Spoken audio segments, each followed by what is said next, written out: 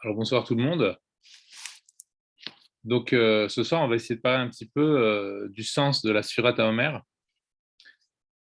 Quand on observe un petit peu les psukim, on se rend compte que la Torah nous demande de compter les jours.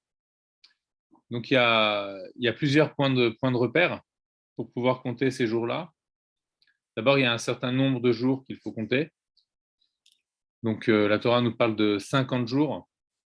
Concrètement, on n'en compte que 49. On essaiera aussi si on a le temps, de comprendre pourquoi. Et, ce sont des semaines qu'il faut compter. Donc, il faut compter 50 jours et compter 7 semaines.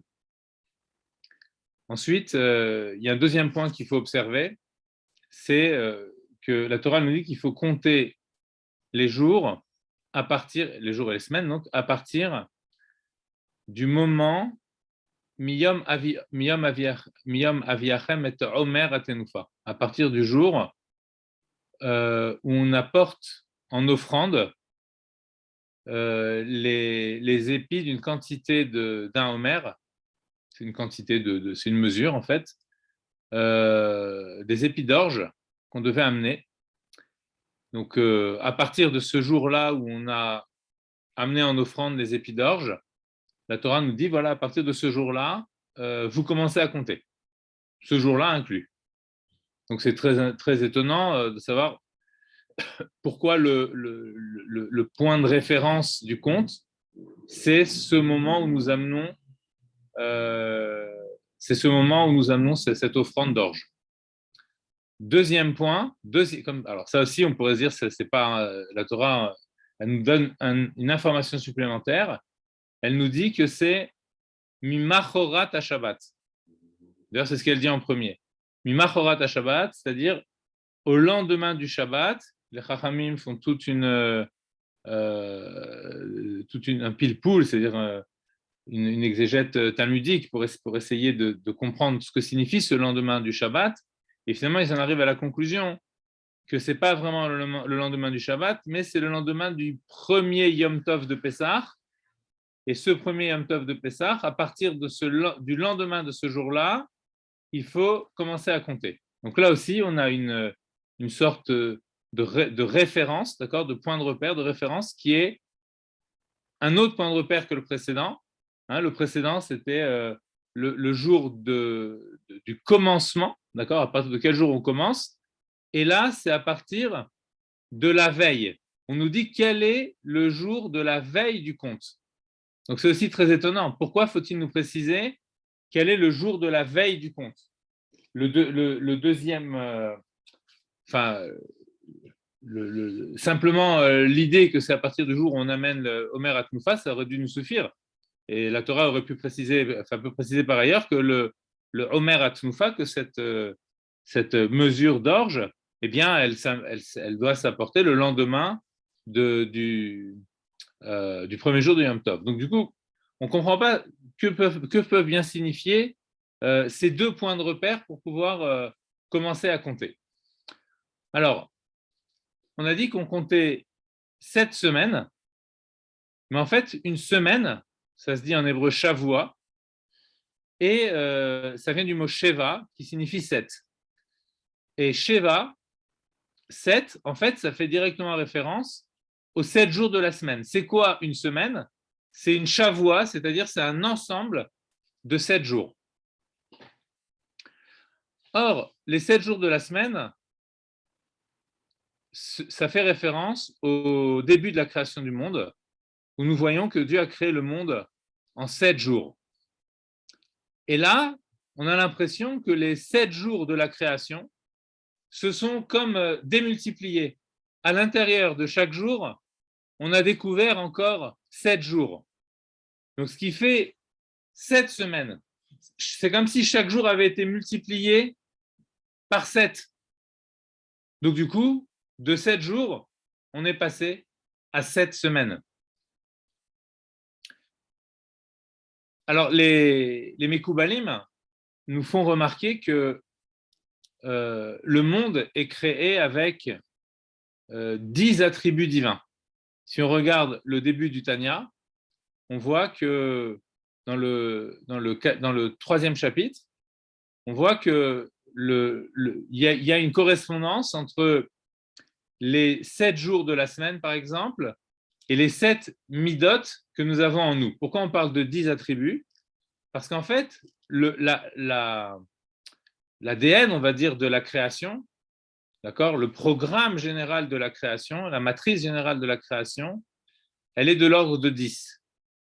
C'est-à-dire que si on regarde l'homme, on se rend compte que l'homme a 3 facultés générales sur le plan intellectuel, a 6 facultés sur le plan des sentiments et a une faculté d'expression qui est la parole ou pensée, parole et action.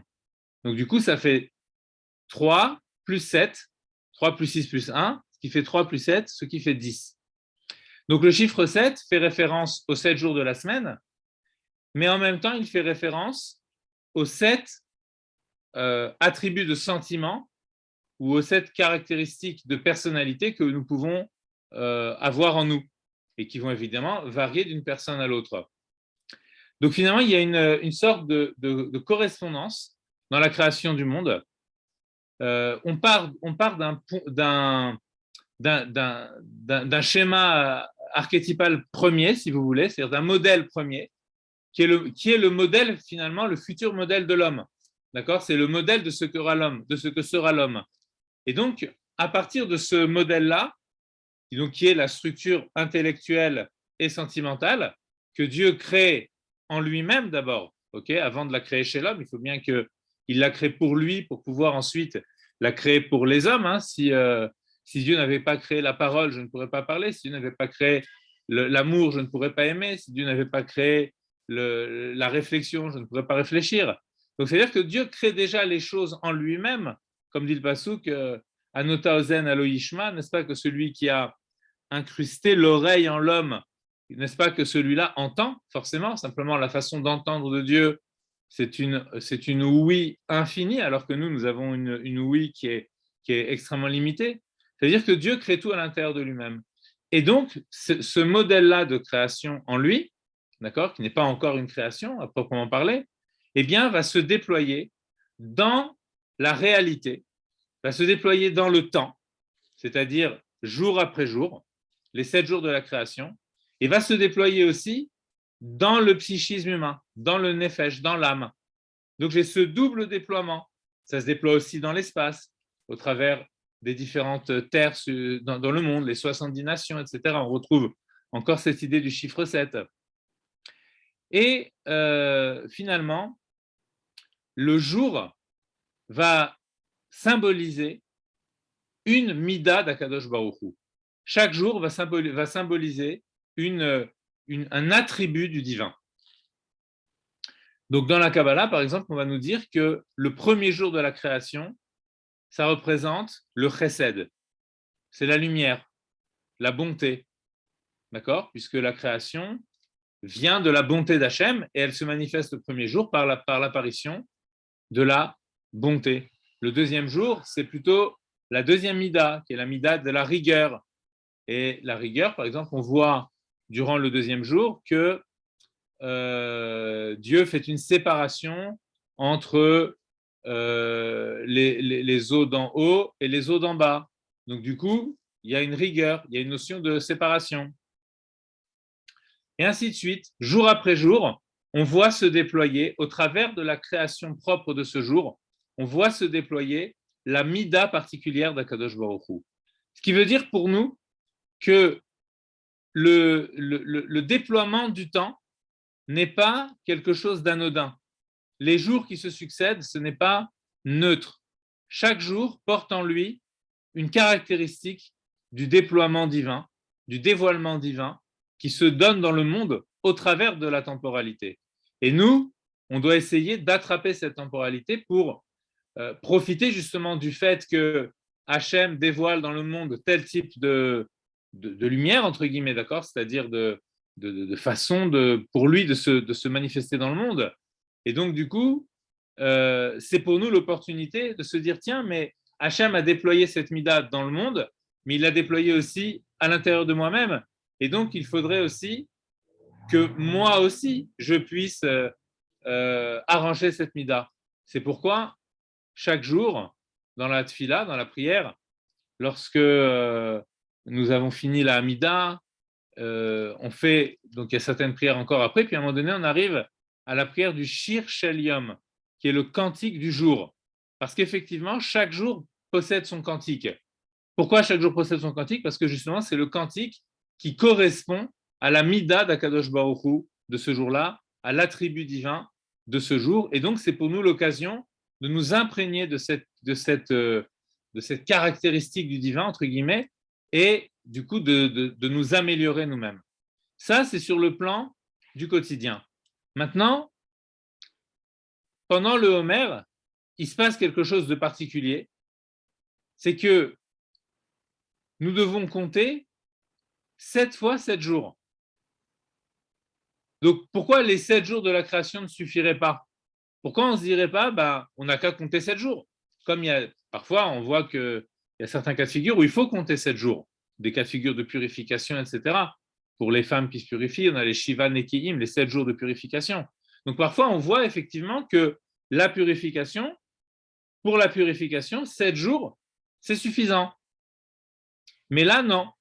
Les 7 jours ne sont pas suffisants. Là, il faut que ces 7 jours soient multipliés eux-mêmes par 7. Pourquoi? Parce que là, pendant le Homer, on veut arranger les choses en profondeur. On veut rentrer dans le détail de la personnalité.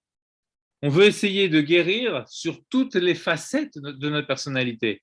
Or, on a beau avoir du chesed, de la gvura, c'est-à-dire de la bonté, de la rigueur, etc., qui fait partie de notre... Tout ça, ça fait partie de notre personnalité.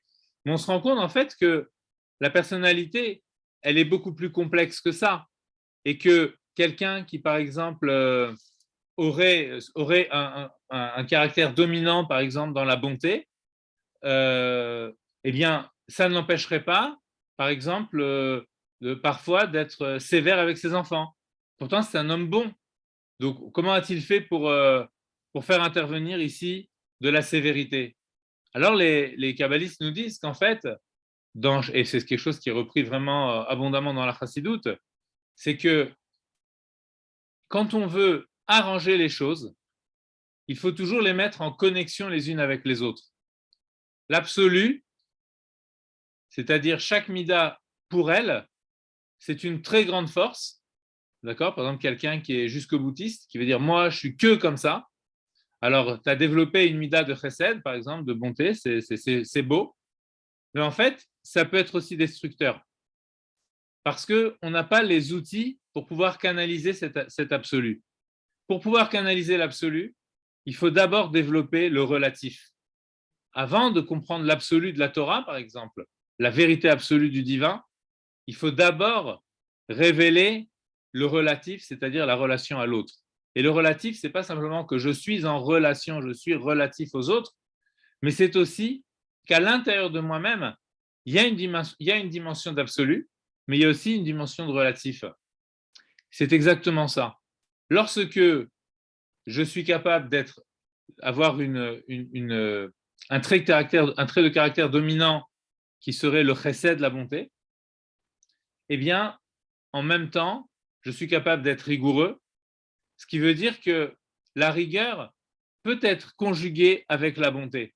Elle peut même être une des facettes de la bonté. Si je réprimande mon enfant, c'est parce que je l'aime.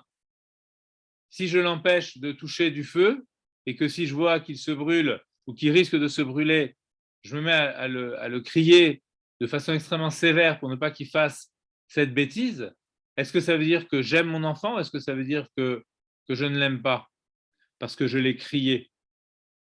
Bien entendu que je l'aime.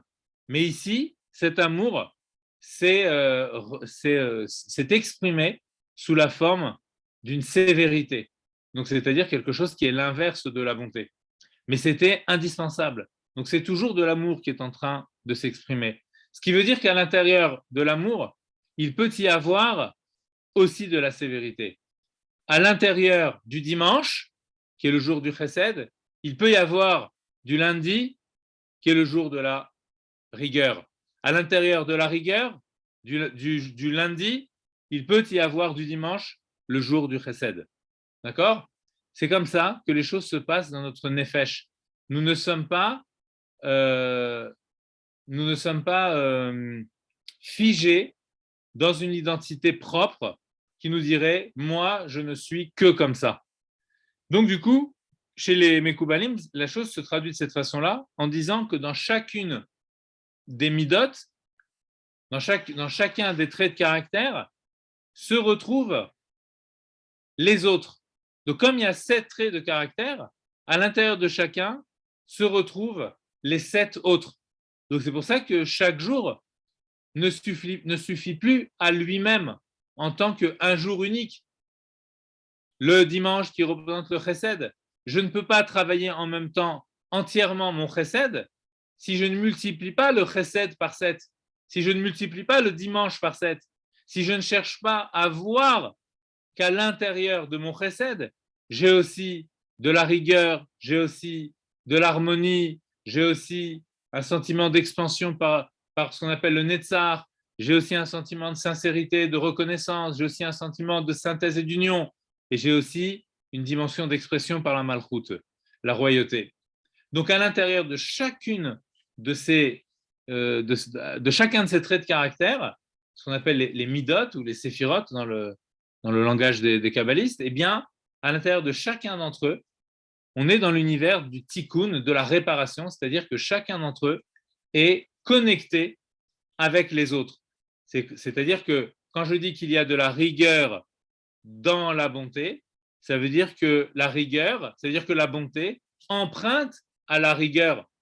Elle n'est pas qu'enfermée dans sa propre bonté, elle est aussi en relation avec la bonté. Donc à l'intérieur de moi, j'ai tout un système de relations internes entre mes propres midotes.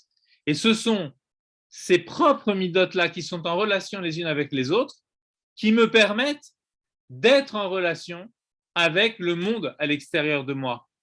En l'homme, en fait, si on observe bien, l'intelligence, c'est quelque chose qui peut fonctionner en parfaite autonomie. L'intelligence, je peux m'asseoir, comme on le dit dans les Mamarim de Chassidut, je peux être assis dans ma maison tout seul et réfléchir, penser, creuser mon esprit. Je peux être très bien dans ma solitude intellectuelle. Par contre, dès que j'amène les choses dans les sentiments, il faut absolument qu'il y ait l'autre. Qu'est l'amour sans quelqu'un en face de moi qui puisse recevoir mon amour? Et qu'est l'amour de l'autre si moi, je ne suis pas là pour le recevoir? Et ainsi de suite pour toutes les midotes. À chaque fois, la mida, les sentiments, les affects, c'est quelque chose qui est dans l'ordre de l'expression. Et donc, pour améliorer notre relation avec le monde, il faut que nous améliorions notre relation à nous-mêmes. Donc, chaque jour, on essaye de travailler une mida particulière. D'ailleurs, on fait remarquer dans les textes de Chassidut que le mot séphira, donc qui signifie l'élément divin, okay, les 10 séphirotes, les 10 éléments fondamentaux, qui sont, on va dire, les principes fondamentaux de la création, les archétypes, si vous voulez. Ces 10 archétypes-là, les 10 séphirotes, sont de la même étymologie que le mot saphir. Séphira, c'est le mot saphir. Ça vient aussi, c'est apparenté au mot saphir, qui en hébreu signifie pareil qu'en français. Okay, le saphir qui est la pierre précieuse. La séphira, c'est aussi le compte. Quand on dit la séphira à Homer, c'est le compte du Homer. Donc on compte les jours à partir du Homer. Mais qu'est-ce que ça signifie compter les jours? Ça signifie donner à chaque jour sa clarté, sa pureté, sa séphira, sa saphiroute, on pourrait dire, c'est-à-dire sa brillance saphirique, comme le saphir, comme la pierre du saphir, sa clarté, sa luminosité. Chaque jour doit avoir sa luminosité. Comment le jour a-t-il une luminosité? Lorsque j'éclaire ma propre mida en moi et que je lui donne aussi une luminosité. Maintenant, ce qu'il faut essayer de comprendre, donc là, on comprend pourquoi on compte pendant 49 jours. Mais par contre, ce qu'on ne comprend pas encore, c'est la question qu'on a posée au départ. Pourquoi faut-il ce double référencement? D'accord? La référence de l'offrande du Homer, de l'orge qu'on offre au Beth Amikdash, et deuxième référence, la référence du premier jour de Pessah. Donc, pourquoi faut-il qu'il y ait cette double référence? Alors là aussi, on va essayer de rentrer dans la symbolique des choses.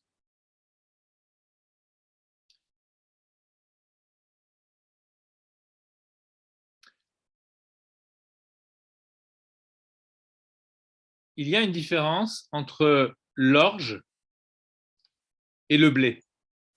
Quand on observe un épi d'orge et un épi de blé, ils sont pratiquement identiques. La différence, c'est que l'épi d'orge est beaucoup plus épais, beaucoup plus arrondi, beaucoup plus gros. L'épi de blé est plus fin, plus oblong, plus étiré, affiné. Les Chachamim nous disent que l'orge, c'est ma'achal behema, c'est la nourriture des animaux. On donne aujourd'hui du maïs, etc. À l'époque, ils donnaient plus l'orge aux animaux qu'aux hommes. C'est plus dur à manger, c'est plus difficile à cuire pour l'alimentation humaine. Donc, ils donnaient l'orge aux animaux. Le blé, par contre, plus fin, plus facile à moudre, je ne connais pas toutes les caractéristiques du blé, mais visiblement, c'est un aliment qu'on appelle ma'achal adam, l'aliment de l'homme. Donc ici, en fait, on a deux aliments. Le premier soir de Pessah, la mitzvah, c'est de manger de la matzah. Or, la matzah, elle est kshera avec les 5 céréales, mais par contre, la coutume, c'est de faire de la matzah quand on peut. Aujourd'hui, il y a les problèmes de gluten, etc., d'intolérance et tout ça. Donc, il y a des gens qui prennent de la matzah qui peut être faite avec d'autres céréales que le blé. Mais d'une façon générale, on va plutôt s'orienter vers le blé pour faire de la matzah. Donc ça veut dire que la matzah, elle est faite avec ce qu'on appelle le ma'achal adam, la nourriture de l'homme. Alors que les épis d'orge qu'on amène au Beth Amikdash et qu'on offre sur l'autel, sur le misbéach, eux, ils sont faits avec un aliment qui est propre à l'animal. Donc, à partir du moment où on offre au Beth Amikdash l'aliment qui est propre à l'animal, là, je commence à compter.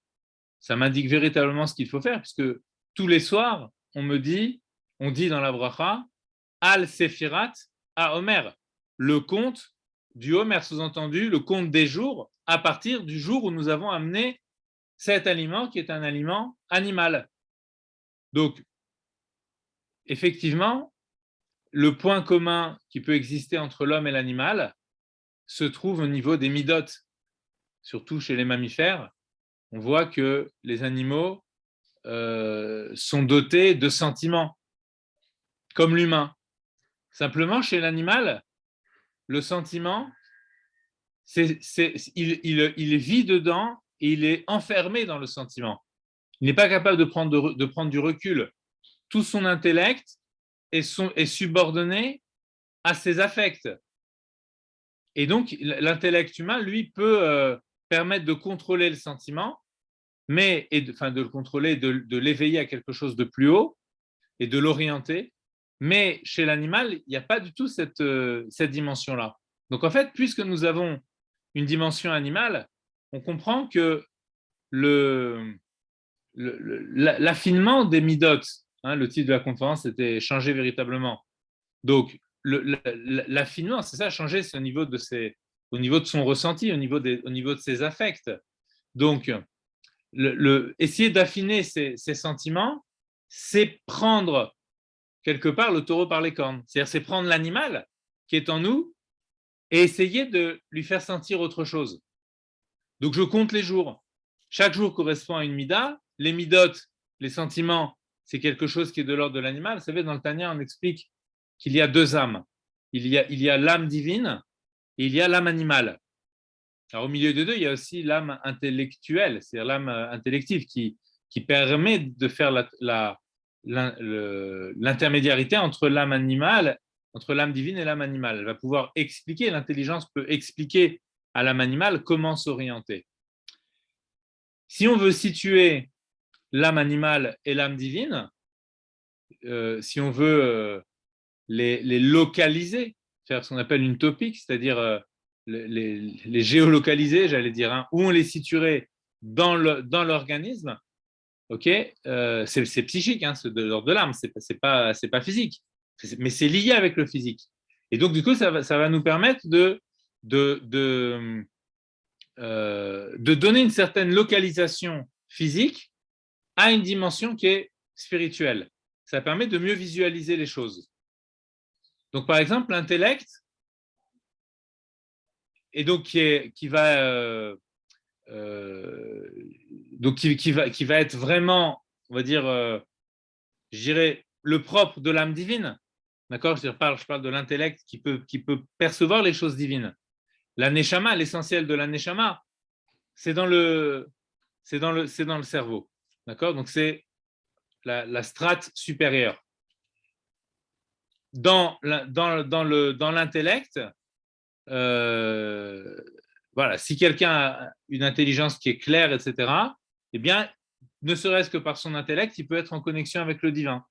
Par contre, parfois, on peut avoir les idées plus ou moins lucides, mais quand on descend dans le cœur, là, ici, c'est la grosse bataille. C'est-à-dire que l'âme animale, son siège, c'est plutôt dans le cœur. Alors, il peut y avoir de l'âme divine aussi dans le cœur, mais on va dire, de prime abord, c'est le siège de l'âme animale. Donc, la dimension du 7, qui est la dimension du cœur, eh bien, elle est pétrie d'animalité. Et donc, il va falloir la raffiner. Il va falloir lui donner une expérience de la relation à l'autre qui soit différente de l'expérience purement animale, ou j'irais même plus, on pourrait dire, de l'expérience purement humaine. Parce que je peux être bon, il existe des ONG où il y a plein de gens bénévoles qui sont vraiment tu vois, bénévoles de bonne volonté, des gens qui sont qui sont emplis de bien et comme ça, et qui veulent faire du bien aux autres et qui ont le souci du bien-être de l'humanité. Et donc, qui sont capables vraiment de grands sacrifices pour aider les autres êtres humains. Cette bonté, cependant, elle reste simplement sur le plan humain. Et qui dit humain, dit forcément, quand on dit, vous savez, on dit c'est humain, ça veut dire qu'on justifie le fait que, oui, c'est humain, c'est normal, les humains sont comme ça avec leurs qualités, leurs défauts, avec leur centre d'intérêt, etc., et quelque part avec leur ego et leur égocentrisme. Donc, c'est humain, voilà, c'est comme ça, je fais ça par intérêt, parce que j'ai une satisfaction personnelle, voilà, j'y trouve un épanouissement personnel, etc. C'est humain, humain, humain. Mais la Torah, elle vient amener une dimension supplémentaire à l'humain. La dimension supplémentaire, c'est la dimension du divin. Tout à l'heure, on ramenait le verset de Télim qui disait « Celui qui a implanté l'oreille, donc qui a créé l'audition, n'est-ce pas que lui entend ?» Mais quelque part, raffiner l'audition de l'homme, c'est être capable de lui faire entendre ce que Dieu dit. Raffiner les midotes de l'homme, c'est-à-dire la bonté, on va partir sur cette mida-là, la première des midotes, la bonté de l'homme, et les 6 autres ensuite qui suivent, bien entendu. Qu'est-ce que ça signifie de raffiner les midotes de l'homme? Ça signifie faire en sorte que ces midotes intériorisent une dimension divine. Le chesed que je fais, ce n'est pas mon chesed, c'est le chesed d'Hachem. Ça passe par moi. Et c'est comme cela que je raffine mon propre chesed. Qu'est-ce que ça signifie raffiner? Quand on dit qu'on veut raffiner quelque chose, même en français, on veut raffiner quelque chose. On prend un objet, une pierre par exemple, qui est brute, et on la raffine. On va la polir. Elle va devenir beaucoup plus réceptive à la lumière. C'est ça, raffiner. Raffiner, c'est être capable de voir au travers des choses. Donc, par exemple, je peux ressentir que j'ai du chesed en moi, mais si mon chesed est raffiné, ça signifie que au cœur de mon chesed, je vois le chesed d'Hachem. Je ne vois pas mon chesed à moi. Au cœur de ma chorma, de mon intellect, par exemple, je vois que l'intelligence vient d'Hachem. Ça, c'est l'intellect qui serait raffiné. Ici, on parle uniquement des midot, parce que justement, on veut se préparer avec les midot à recevoir la Torah. Parce que c'est d'une fois qu'on a affiné nos midot qu'ensuite, c'est comme si toutes nos antennes s'étaient ouvertes, et là, on peut finalement recevoir la Torah. Maintenant, on a dit que c'était au lendemain du Shabbat, au lendemain donc du premier jour de Pessah. Quelle est la mitzvah du premier jour de Pessah? C'est la mitzvah de la consommation de la matzah. Il y a le Korban Pessah, encore le 14. Ensuite, le lendemain, le soir même, on prend ce Korban-là, on prend de la matzah, le maror, les herbes amères, et on va consommer tout ça. On va manger la matzah. Or, la matzah, qui est l'aliment humain, eh bien, est un aliment très très particulier. Qu'est-ce que ça veut dire que c'est un aliment humain? Ça veut dire que ça nourrit pas simplement l'homme, mais ça nourrit la dimension humaine qui est en moi. Mais comment je nourris la dimension humaine? En lui apportant quelque chose qui est plus qu'humain. Et c'est comme ça qu'elle se nourrit, parce que le propre de l'homme, quand on parle de Adam, on veut parler du Ham Israël, du peuple juif dans son ensemble, d'accord, et ensuite de chacun en tant qu'il est justement connecté avec les autres. Et le soir de Pessah, en fait, on fait une expérience collective et individuelle. Pourquoi collective? Parce que le soir de Pessah, on devait manger le Korban Pessah par groupe. D'accord? C'était des groupes qui étaient dans le Beth Amikdash, et on ne pouvait pas arriver à manger tout seul son Korban Pessah, il fallait être dans un groupe, il y avait plusieurs familles, etc. Et on pouvait à ce moment-là manger le Korban Pessah. Ce qui veut dire que la connexion avec le divin, elle s'effectue de façon collective. Comme au moment de Matan Torah, c'est tout le Ham Israël qui est là présent et qui voit la présence d'Hachem, qui ressent la présence d'Hachem. Mais en même temps, cette dimension collective, elle ne vient que démultiplier l'expérience individuelle. L'expérience individuelle, c'est le fait que j'ai moi la mitzvah de manger la matzah. Donc c'est une expérience personnelle. Je fais moi cette expérience divine de manger la matzah. Pourquoi manger la matzah, c'est une expérience divine? Le Zohar nous dit que la matzah, c'est le pain de la Emouna, le michlad imemnuta, le pain de la Emouna. Pourquoi la matzah, c'est le pain de la Emouna? Ça demanderait un développement un peu long, mais on va essayer de faire court. La matzah, c'est la Emouna, parce que quand on consomme de la matzah, on peut se rendre compte que la matzah n'a pas un goût caractérisé. Alors, elle a été, la matzah, hein, c'est quoi? C'est de la farine et de l'eau dont on n'a pas laissé développer les ferments. D'accord? Donc, si les ferments ne se sont pas développés, ça veut dire que elle est sur le plan gustatif, parce que c'est les ferments qui donnent les goûts, elle est sur le plan gustatif au niveau neutre. À un niveau neutre, comme à un niveau zéro du goût. Or, ce qu'on peut appeler ici le non-goût de la matzah, il n'est pas anodin pour nous. C'est-à-dire que lorsqu'on consomme quelque chose, on est toujours enclin à se demander, mais tiens, qu'est-ce que je suis en train de manger? Donc, je vais toujours chercher à identifier la chose que je suis en train de manger. Et pour identifier quelque chose, il faut avoir en soi la correspondance psychique à cette chose-là. Exemple, je mange du miel, je ressens que c'est doux. Mais la douceur, c'est quoi la douceur? C'est un terme qui est utilisé pour les saveurs, mais c'est un terme qui est utilisé aussi pour décrire la personnalité.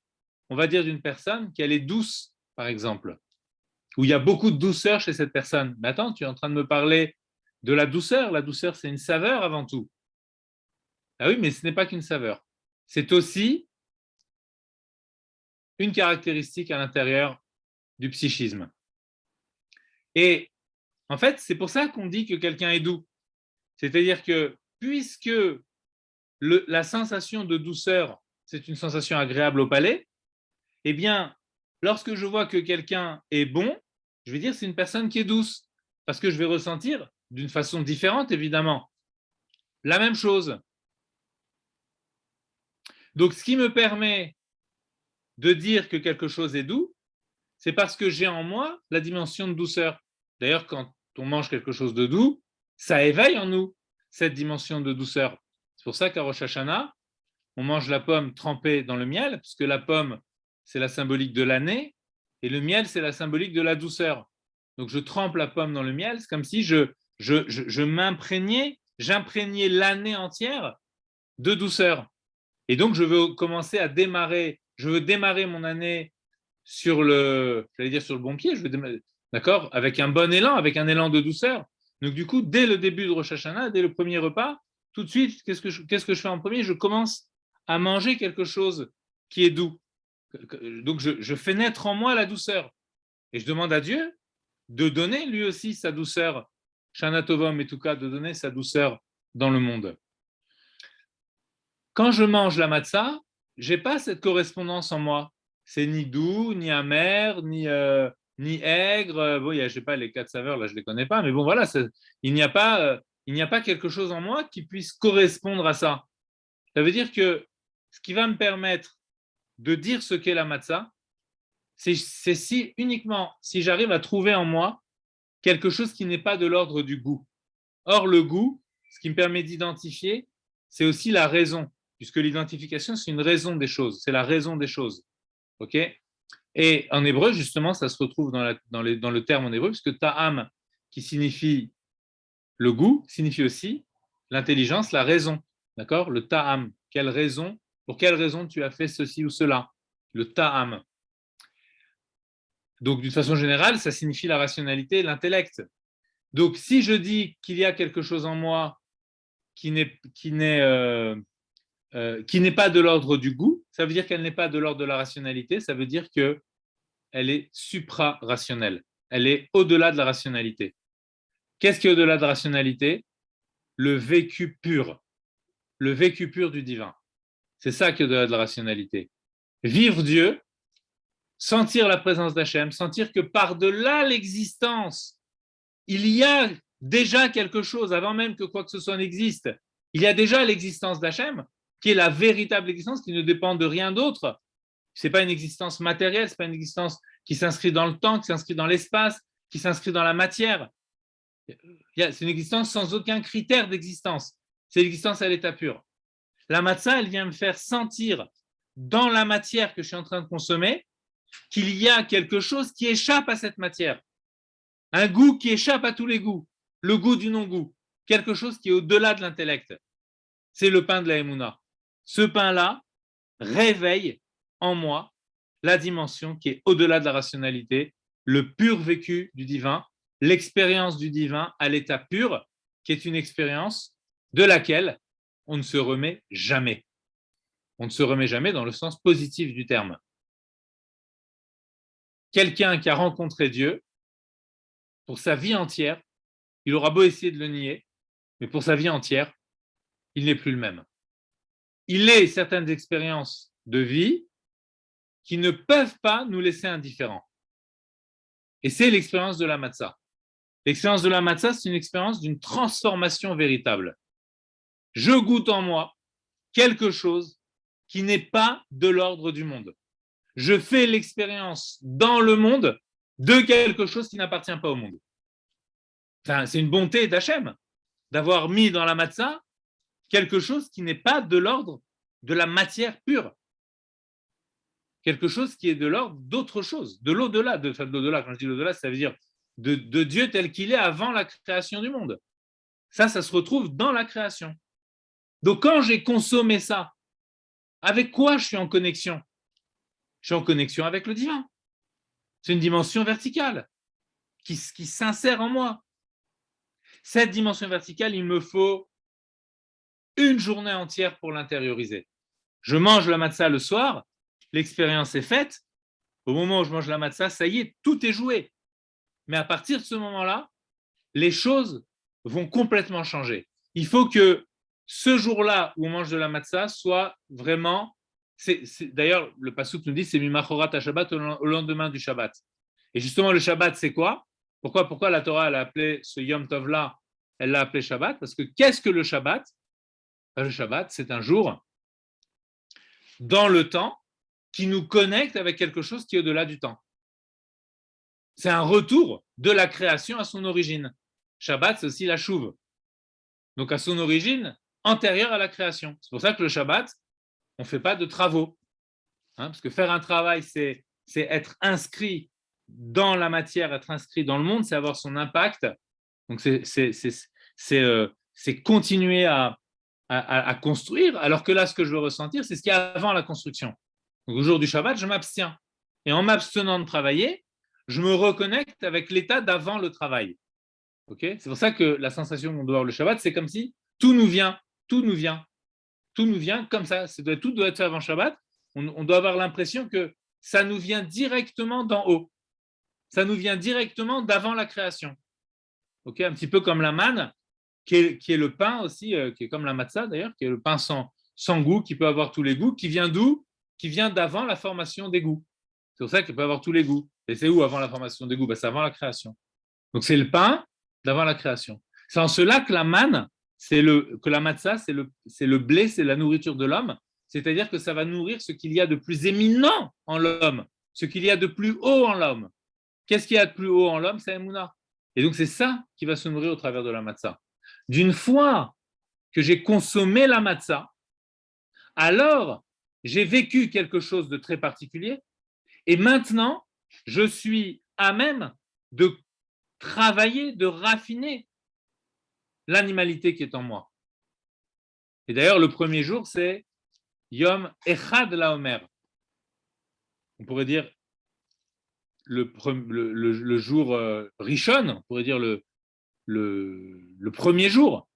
On dit c'est le jour 1. Et la Chassidut explique que le jour 1, ça signifie le jour du 1.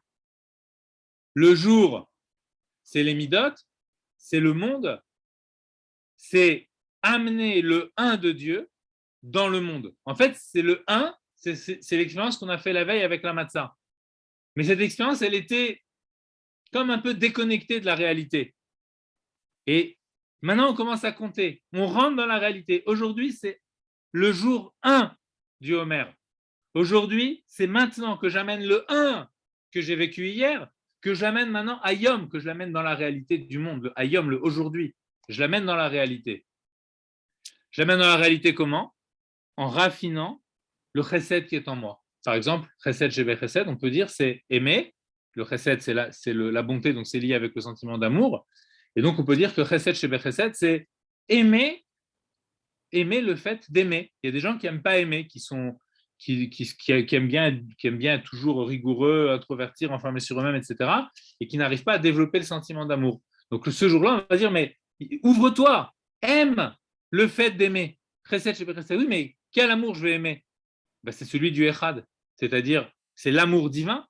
Echad, je vous rappelle la gematria de Echad, la valeur numérique du mot Echad, c'est 13, exactement comme le mot Ahava, qui a aussi pour valeur numérique 13.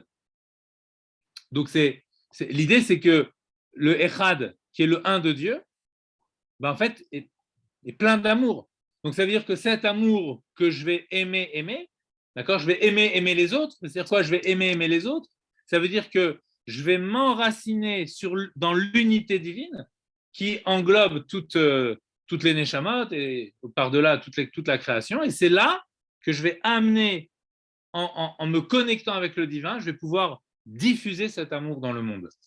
C'est le Echad qu'on amène. Et ainsi de suite, jour après jour, on fait référence au Homer qui lui-même, c'est le lendemain de la Matzah. Donc à chaque fois, je dis, comment est-ce que j'affine cette caractéristique purement humaine, voire animale qui est en moi, en disant que c'est par le fait que j'ai offert les épis d'orge, c'était quelques épis pour tout l'âme Israël, mais on fait partie de cette offrande aussi.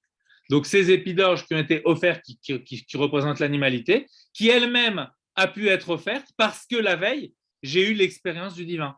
Donc ça veut dire que pendant toute la Sfirat HaOmer, on perpétue, c'est pas seulement perpétuer, on propage, c'est plus que perpétuer, on propage l'expérience du divin de la matzah.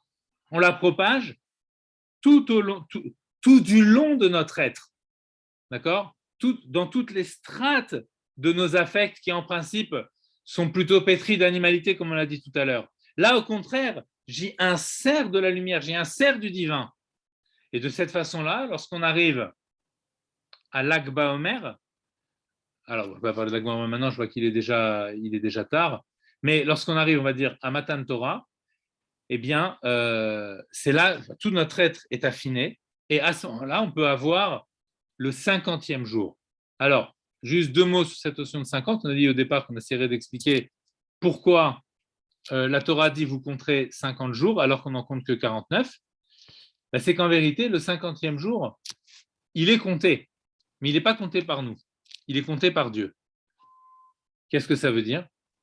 C'est la réponse, comme on dit en français, c'est la réponse du berger à la bergère. C'est-à-dire que j'ai montré mon amour pour les autres, j'ai montré mon amour pour Hachem, j'ai raffiné mes sentiments, et bien maintenant, donc 7 x 7, 49, maintenant que j'ai raffiné mes sentiments, Hachem me donne la dimension, la dimension du 50. D'accord ? La dimension du 50.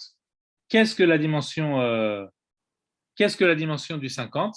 Eh bien, en fait, même Moshe Rabbeinu n'a pas réussi à avoir la dimension du 50, mais le jour de sa mort, il a réussi à l'avoir. Et on l'a un petit peu quand même le jour de Matan Torah. 50, c'est 7 x 7, 49, plus 1. Une fois qu'on a raffiné toutes nos midotes, s'ouvre, comme disait Chachamim, il y a Nun Sha'are Bina. Il y a 50 portes de la compréhension. Et en fait, on commence à atteindre la véritable compréhension des choses. Pour dire que comprendre le divin, ça passe d'abord, pour avoir une véritable compréhension, ça passe d'abord par un raffinement de sa sensibilité. Il faut affiner son cœur pour pouvoir ouvrir notre esprit, pour pouvoir ouvrir notre intelligence. L'intelligence ne s'ouvre pas comme ça seule. Pour qu'elle s'ouvre, il faut, c'est-à-dire quoi ? Parce que l'intelligence, en fait, c'est ce qui va recevoir le dévoilement du divin en propre, puisque c'est vraiment une ouverture de la conscience vers le divin. Donc c'est un mouvement qui est descendant. On retrouve la verticalité, mais pendant le Homer, on a mis cette verticalité comme ça, on l'a mis dans les midotes, mais on n'a pas touché le point suprême. On a commencé à sentir qu'il était là, puisqu'on a goûté la matzah, donc on a commencé à sentir qu'il était là, et on commence à le développer. Voilà, l'expérience qu'on a le jour de la matzah, quand on mange la matzah, c'est le début de l'expérience du divin. Donc on prend cette expérience-là première et on est transformé par cette expérience, et donc du coup, on change nos sentiments. Mais d'une fois qu'on a fait ça, il y a un retour de ce 1. Mais un retour cette fois-ci qui est bien plus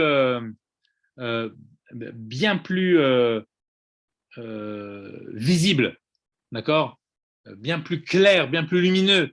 C'est le moment de Matan Torah où Anochi Hashem Elokera, je suis Hashem ton Dieu, c'est le je suis véritable d'Hashem qui se dévoile à nous. Donc voilà ce qui se passe le jour de Matan Torah. C'est la 50e porte de la Bina qui s'ouvre et qui reçoit du haut vers le bas. Ok, nous on est en bas et donc on reçoit du haut vers le bas on reçoit le dévoilement du divin en lui-même, d'accord? L'essence d'Hachem qui se dévoile à nous. Ce n'est pas quelque chose que nous, on peut provoquer directement, mais c'est quelque chose qu'on peut induire parce qu'on se prépare à ça. Alors, on se prépare au maximum, et ensuite, ce qui se dévoile, ça se dévoile directement d'en haut. D'accord? C'est pas j'ai appuyé sur un bouton et donc ça s'est dévoilé. C'est j'ai ouvert mon cœur, je me suis mis en phase du mieux que je peux, je suis devenu réceptif, et à ce moment-là, Hachem, par sa volonté, dit c'est le moment. Maintenant, je me dévoile à eux. Et c'est ça le 50e jour. Et tout ça, en fait, c'est le processus général de la libération, ce qu'on appelle la Géoula. C'est aller chercher le divin et l'insérer dans notre réalité. Et faire en sorte que cette réalité, elle soit consciemment investie par le divin. Parce que Dieu est partout. Mais en fait, le problème, c'est qu'on n'en est pas conscient. Donc tout ce travail-là, c'est pour élever notre conscience. On travaille sur nos midotes, et une fois qu'on a travaillé sur nos midotes, c'est vraiment notre conscience à l'état pur qui peut recevoir le divin tel qu'il est avant la création, tel qu'il est en lui-même. Et ça, en fait, c'est une forme de préfiguration de l'époque messianique. Voilà. On le travaille année après année, mais en fait, ce à quoi on touche, c'est un enjeu majeur de la création du monde. Et l'enjeu majeur, c'est la finalité de la création du monde, qui est celle du dévoilement de l'origine de cette création et de même de ce qui est avant l'origine de la création, c'est-à-dire de l'essence de Dieu. C'est que le monde n'est pas livré à lui-même. Et en travaillant sur nos midotes, on commence à faire ce dévoilement. Et c'est en commençant à le faire que, avec l'aide de Dieu et avec sa volonté, eh bien, voilà, il va nous envoyer le Mashiach en nous montrant véritablement que ce qu'on a fait et comment ce qu'on a fait, ça a été le début de ce dévoilement. Donc en fait, on s'inscrit, la Sfirat Omer, elle nous montre qu'on s'inscrit dans un processus, et c'est un processus sur le long terme, même si on espère que c'est tout de suite, enfin sur le long terme, quand on parle depuis le départ, c'est-à-dire c'est un processus de raffinement et de re-raffinement et de re-raffinement année après année, jusqu'à ce que le monde soit entièrement raffiné et puisse recevoir le Da'at d'Hachem ou Mala Aretz Da'at Hachem, comme finit le Rambam, et la terre sera remplie de la conscience de Dieu. On peut traduire ce Da'at par vraiment, véritablement conscience, parce que c'est un enjeu majeur, la conscience dans le monde. Hein, on voit aujourd'hui qu'il y a très très peu de conscience dans les événements d'aujourd'hui. Et donc, Umala Aretz Da'at Hachem, que la terre sera remplie de la conscience de Dieu, Kamaim Layam Echassim, comme les eaux recouvrent les océans, recouvrent l'océan. Voilà pour cette petite étude d'aujourd'hui.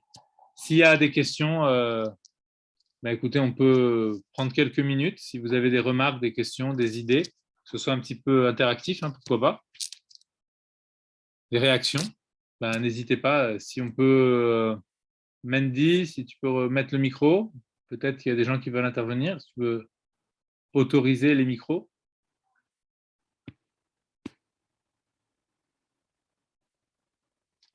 Allô, oui, vous m'entendez pas?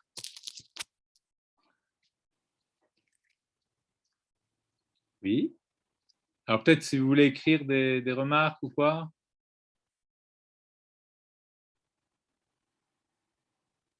Bon, écoutez,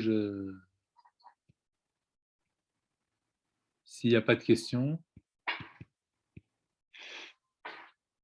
alors, je vais voir.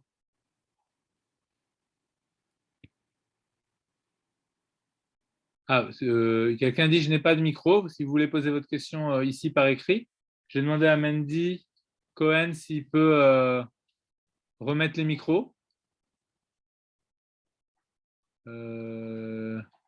Demander la réactivation du micro. Vous pouvez vérifier peut-être si vous pouvez le réactiver vous-même.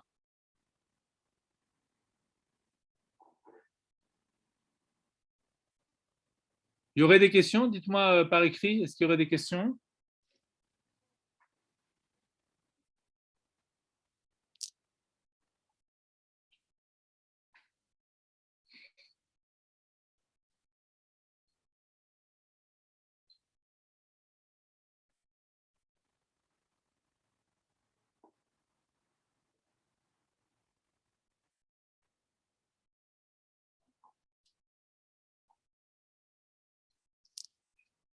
Bon, bah écoutez, je sais pas, il y a un problème, ils ne remettent pas les micros, donc je ne sais pas. Ok, merci tout le monde pour votre écoute et bah, j'espère que ça vous aura intéressé et que, voilà, que chacun puisse en tirer une leçon et une application personnelle et collective. Voilà, je vais partir, donc peut-être à une prochaine fois, ne sait-on jamais. Voilà, au revoir tout le monde.